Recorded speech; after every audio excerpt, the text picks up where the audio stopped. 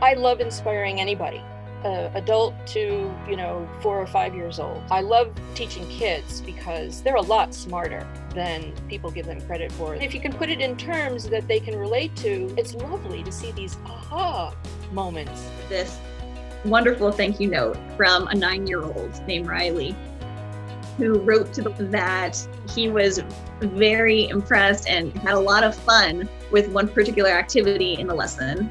And he loved it so much that he told his parents about it and told his parents that 2 viruses can combine and make a new one. And they were surprised, according to Riley. And that thank you note was so meaningful to me. He educated his family. And when you have that effect on a child, you have an effect on a family. And when you can change the way a family thinks, you can change communities. And that's how you can ultimately change societies.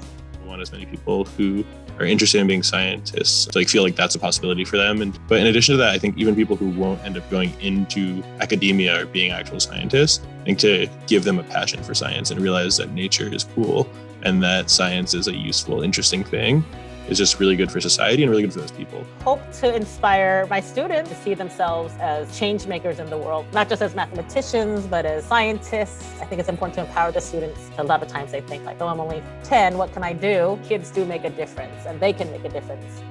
The moment that kids see themselves as people who can ask questions and think creatively is just immensely important.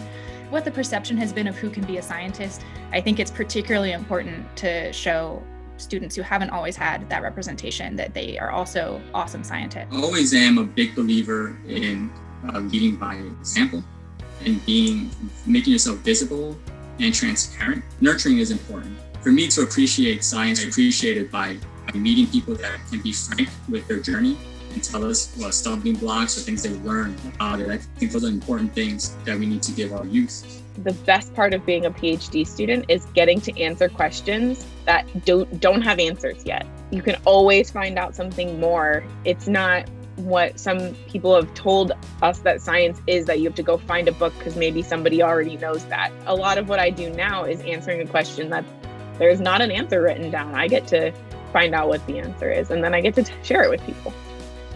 I love being outside, seeing the life cycle of a poppy. Those flowers are there for a day and then they're gone. And I love to help people notice things that are happening. That's what's kind of inspiring to me, is I just see some things, when I'm outside looking around, and I want other people to notice them too.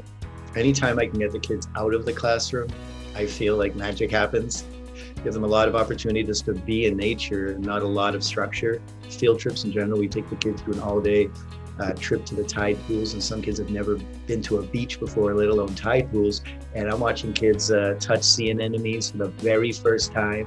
As much as I enjoy teaching in the classroom, to me, that's just the stepping stone to get them outside. I have 2 slideshows that I present, and later on I ask the class, what are the body parts of our immune system? And when they shout out thymus or bone marrow, it's yes.